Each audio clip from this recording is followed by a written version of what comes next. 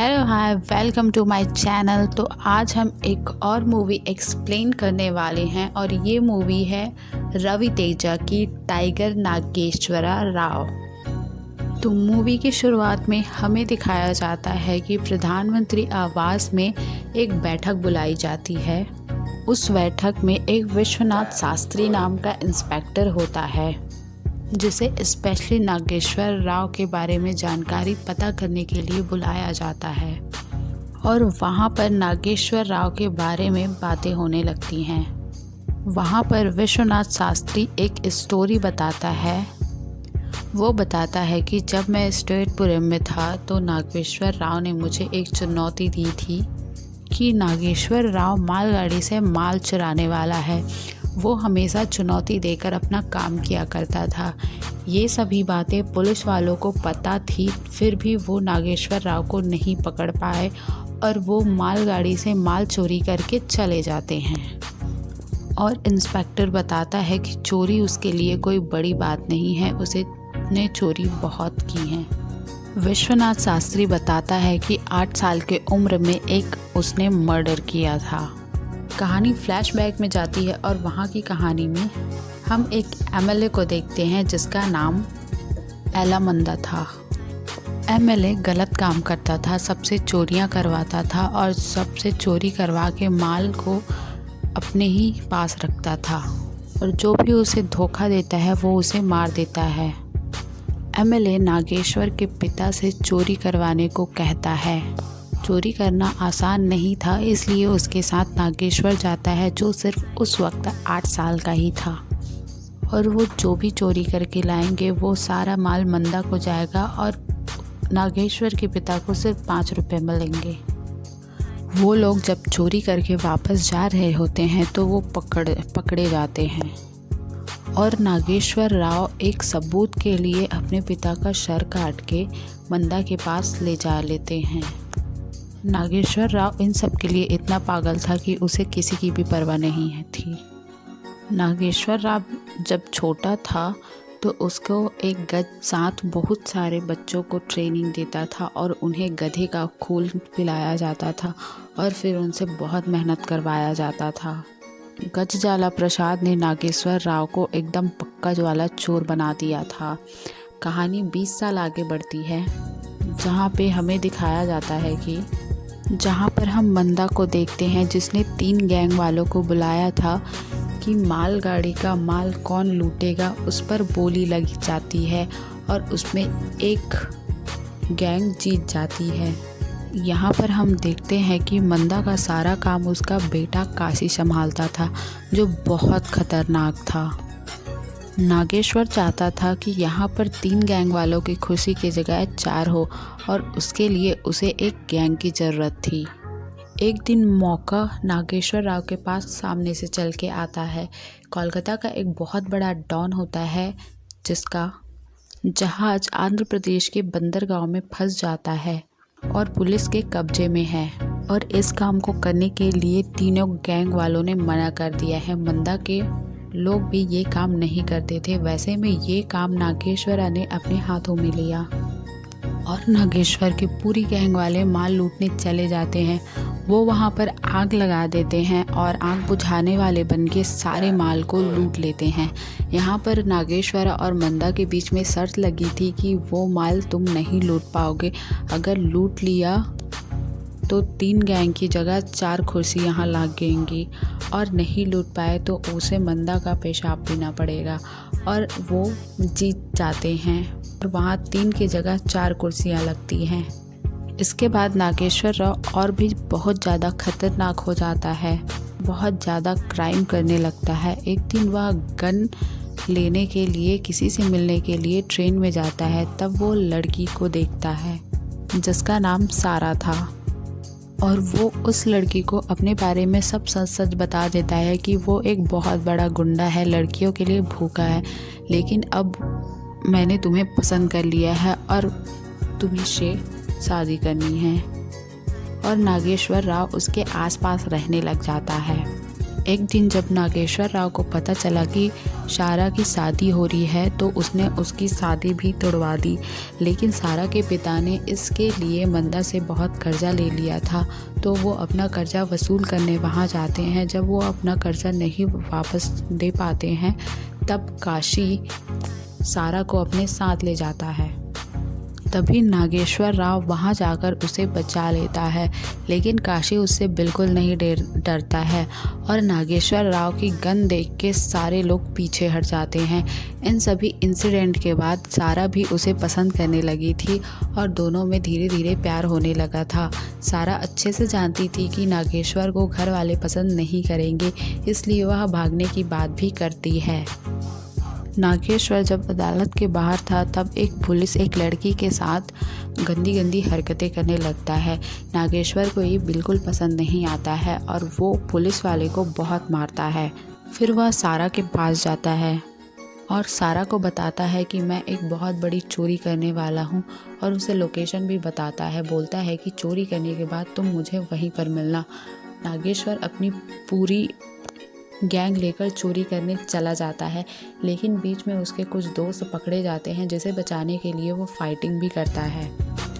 नागेश्वर के पीछे पुलिस पड़ चुकी थी तो वो अपना सारा लूटा हुआ माल देकर अपने दोस्तों को ट्रेन के पास चला जाता है, जहाँ पर सारा उसका इंतज़ार कर रही होती है, जहाँ पर काशी और पुलिस वाले पहले ही मौजूद होते हैं।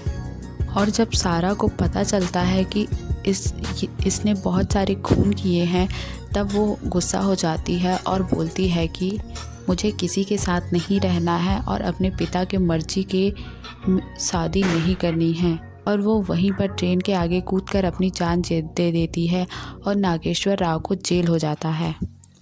नागेश्वर राव को बहुत बुरा लगता है क्योंकि वह सारा से बहुत प्यार करता था। कुछ दिन वह ऐसे ही जेल में रहता है, लेकिन कुछ दिनों के बाद वह 20 मीटर ऊंची दीवार से कूदकर चला जाता है और यहीं पर उसका नाम टाइगर नागेश्वर राव पड़ा। फिर कहानी प्रेजेंट में आती है, जहाँ पर प्रॉब्लम ये है कि नागेश्वर राव ने एक चेतावनी दी है प्रधानमंत्री आवास में चोरी करने की, जिसके कारण सभी परेशान हैं और सब प्रधानमंत्री आवास को फुल सिक्योरिटी के साथ टाइट कर देते हैं और रात भर वह पहरा देते हैं। रात भर कुछ नहीं होता तो दूसरे दिन मॉर्निंग में पीएम मैडम अपने काम पर जाती है। तभी राघवेंद्र राजपूत को पता चलता है कि पीएम मैडम तो अपने कमरे में है, लेकिन जो अभी गई वो कौन है। राघवेंद्र राजपूत पीएम मैडम के कार के पीछे जाते हैं और उसका पीछा करने लगते हैं। तभी पता चलता है कि जो कार में थी वो पीएम मैडम थी, लेकिन जो घर पर थी वो पीएम मैडम नहीं थी, वो राघवेंद्र राजपूत थे। लेकिन उसने चोरी नहीं की कुछ भी और एक लेटर छोड़ के गया और अपनी समस्या लिखी और साथ में ये भी लिखा कि वो कुछ भी कर सकता है और कहीं भी जा सकता है। ये सारी बातें पीएम मैडम को भी पता चलती है। वो नागेश्वर राव के बारे में अच्छे से पता करने के लिए राघवेंद्र राजपूत को उसके गांव भेजते हैं, भेस बदलकर। वहां पर जाकर नागेश्वर राव के असलियत के बारे में पता चलता है। सभी को लगता है कि नागेश्वर राव बहुत बुरा है, हैवान है, लेकिन ऐसा नहीं था। वहां जाकर राघवेंद्र राव को पता चलता है कि उसने बच्चों को पढ़ने के लिए प्रेरित किया और युवाएं काम के नहीं होने के कारण सब चोर बनते जा रहे थे, जिनके लिए स्ट्वेटपुरम में एक फैक्ट्री की ज़रूरत थी। लेकिन मंदा ये नहीं चाहता था कि स्ट्वेटपुरम का विकास हो, क्योंकि सभी लोग विकसित हो जाएंगे, शिक्षित बन जाएंगे तो सभी उनसे आगे निकल जाएंगे। तभी मंदा और उसके लोग गांव के लोगों को बहुत तंग करते हैं, उन्हें फाइट करते हैं, उनके साथ उन्हें मारने पीटने लग जाते हैं। ये सभी नागेश्वर राव को अच्छा नहीं लगता है। वो एक दिन सभी को मारने पीटने लगता है और वहाँ पर काशी की जान भी चली जाती है उनकी फाइटिंग में और मंदा बहुत बुरी तरह इंजर्ड भी होता है, लेकिन उसकी जान बच जाती है। और नागेश्वर राव को अब छुप कर रहना पड़ता है क्योंकि उसने एमएलए को मारा था और उसके बेटे को जान से ही मार दिया था। वो एक क्रिमिनल बन गया था और बचकर रहने के लिए वो अपने पिता के दोस्त के पास जाके रहता है। वहाँ पर वो एक लड़की मनी से मिलता है जो उससे बहुत प्यार करती थी और वो चाहती थी कि नागेश्वरा भी उससे प्यार करे, लेकिन नागेश्वर उसकी तरफ देखता ही नहीं था। मनी ने एक दिन नागेश्वर को बता ही दिया कि वो उससे प्यार करती है। तब नागेश्वर राव कहता है कि मैं एक गुंडा हूँ, गैंगस्टर हूँ, लोगों को मारता पीटता रहता हूँ, मेरा भी कोई भरोसा नहीं है कि मेरी कब डेथ हो जाए। तभी मनी कहती है कि मुझे कोई फ़र्क नहीं पड़ता, तुम जितने दिन हो मैं तुम्हारे साथ रहना चाहती हूँ। इसके बाद दोनों की शादी हो जाती है। फिर कहानी प्रेजेंट में आती है, जहाँ पर गजजाला प्रसाद ये सारी स्टोरी राघवेंद्र राजपूत को सुना रहे होते हैं।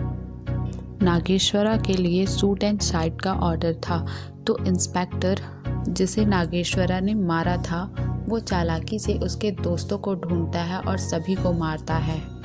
उसका एक ही दोस्त बचा था, काली, जो दोनों साथ में रहते हैं। नागेश्वर राव एक दिन हेमा मैडम से मिलता है और उन्हें बोलता है कि फैक्ट्री बनानी है, लेकिन हेमा मैडम कहती है कि ऐसा नहीं हो सकता है, अगर फैक्ट्री बनेगी भी तो ओपन नहीं हो पाएगी। लेकिन हेमा मैडम कहती है कि अगर फैक्ट्री खुलने का आदेश तुम्हें मिल जाए तो तुम सरेंडर कर दोगे। हेमा मैडम एक ऐसी औरत थी जो स्टेवेटपुरम का विकास करना चाहती थी, सभी की हेल्प करती थी, सभी की मदद करती थी और सबके लिए अच्छा करना चाहती थी। इसलिए नागेश्वर राव उनकी बात मान जाते हैं। एक दिन पुलिस वाला जिसका नाम मनी है, वो नागेश्वर राव की पत्नी जो गांव में ही रहती है उसको गर्भावस्था में खटिये से बांध देता है और उसे तकलीफ़ देने की कोशिश करता है, लेकिन हेमा मैडम वहाँ पर आती है और उसे बचा लेती है। फिर नागेश्वर राव की पत्नी ने एक जुड़वा बच्चे को जन्म दिया। अब दिखाया जाता है कि फैक्ट्री खुलने ही वाली होती है और नागेश्वर राव को सरेंडर करना होता है, लेकिन सरेंडर करने से पहले नागेश्वर राव पलट जाता है। दरअसल वो अपने वादे से मुकरता नहीं है, उसने अपना माल एक डॉन को दिया था जो वो वापस लेने जाता है, लेकिन ये सब इंस्पेक्टर को पता चल चुका था। वो जंगल में छुपे हुए थे। तभी इंस्पेक्टर जंगल में उन्हें ढूंढने जाते हैं और गोलियां चलाते हैं। तभी नागेश्वर राव और उसका दोस्त काली भागने लगते हैं, लेकिन नागेश्वर राव बच के निकल जाता है और उसके दोस्त काली की वहीं पर डेथ हो जाती है। नागेश्वर उन्हें एक ऐसी जगह फंसाता है जहाँ पर एक बहुत बड़ा ब्लास्ट होता है। नागेश्वर को भी गोली लग चुकी थी, लेकिन उसी अवस्था में मंदा के आदमी उसे पकड़ कर ले जाते हैं और उन दोनों के बीच कहासुनी होती है फैक्ट्री खुलने और ना खुलने के बारे में। तभी मंदा के पास एक फ़ोन आता है और उसे पता चलता है कि फैक्ट्री खुलने वाली है। फैक्ट्री पर जो भी चीज़ें थी वो सब शॉर्ट हो गई हैं और एमएलए पद से मंदा को हटा दिया जाता है। तभी नागेश्वर राव कहता है कि अगर तुम्हारी पहुंच सीएम तक है तो मेरी पहुंच भी पीएम तक है। तभी वहां पर इंस्पेक्टर भी बहुत सारे लोगों को आ जाता है और उन सबके बीच में तगड़ी फाइटिंग होती है और फाइटिंग में ही इंस्पेक्टर और मंदा नागेश्वर राव के हाथों मारे जाते हैं। नागेश्वर राव को भी बहुत सारी गोलियां लगी थी, वो भी लास्ट में मर जाता है, लेकिन जैसा उसने चाहा था वैसा ही उसके गांव में होने लगा था। राघवेंद्र राजपूत कहते हैं कि नागेश्वर राव एक गैंगस्टर नहीं था, वो एक सेवियर था।